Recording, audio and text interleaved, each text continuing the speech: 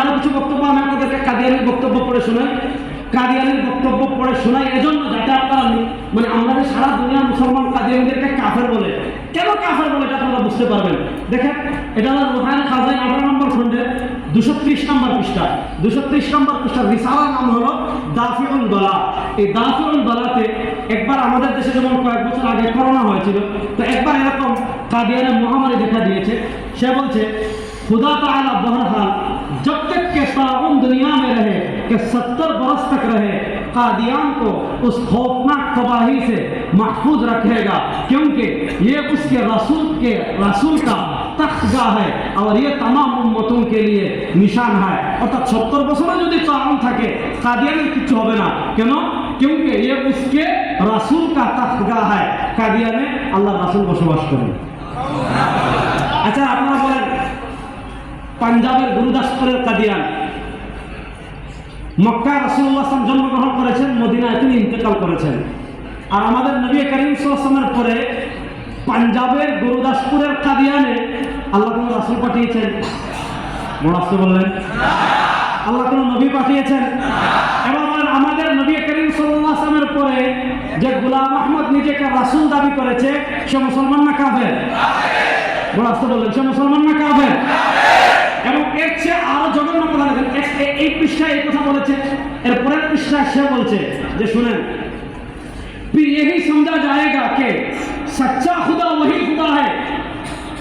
আপনি যে খুদার উপাসনা করছেন, আপনি যে খুদার ইবাদত করছেন, গোলাম আহমদ কাদিয়ানি বলছে সে সত্য খুদা না। তাহলে সত্য খুদা কোনজন? সে বলছে সচ্চা খুদা वही खुदा है। সত্য খুদা ওই খুদা जिसने कादियान में अपना रसूल भेजा। সে লিখেছে সত্য খুদা ওই খুদা যিনি কাদিয়ানে রাসূল প্রেরণ করেছেন। ও সিলেটের মুসলমান, ও আমার সিলেটের মুসলমান, আমি আপনাদের কাছে জানতে চাই, যে নবী এই কথা দাবি করেছে কাদিয়ানে আল্লাহ তাকে রাসূল বানিয়ে পাঠিয়েছেন, যে খবীস এই কথা দাবি করেছে কাদিয়ানে আল্লাহ তাকে রাসূল দাবি করেছেন, সে মুসলমান না কাফের? সে মুসলমান না কাফের? সে কোন জঘন্য কাফের? তাদেরকে যারা কাফের বলবে না তারাও কাফের। আমাদের নবীর পরে যদি একজন নবী দাবি করে সে কাফের। শুনেন, কাদিয়ানি কাফির হওয়ার কত কারণ আছে, এটা নিয়ে আমার লম্বা একটা লেকচার আছে, আপনারা শুনবেন। হযরত মুফতি শফি রাহিমাহুল্লাহ একটা রিসালা লিখেছেন দাওয়ে মির্জা, এটা আপনারা আলাদা পাওয়া যায়। আবার জাওয়াহির ফিকহের নতুন যে এডিশন, সেটার প্রথম খণ্ডে যুক্ত করা হয়েছে। আমার সময় খুবই কম, আমি খুব কম সময়ের ভিতরে শেষ করব, একটু মনোযোগ দিয়ে বুঝবেন। এই লোকটা একটা মাতাল ছিল, মাতাল। আমরা সিলেটি ভাষায় কয় যে পাগল হয়েছে বাড়ির জানি, আমরা কই জানি মাঝে মাঝে তুই যে পাগল হয়েছে তোরা তার ঘরে দাঁড়াবি, তোর বাড়ির জানি, বাড়ির কি আগে কর। এই লোকটা ছিল মানে এই ধরনের মেন্টাল স্টাইলের, মানে তার দাবির কোনো ঠিক না।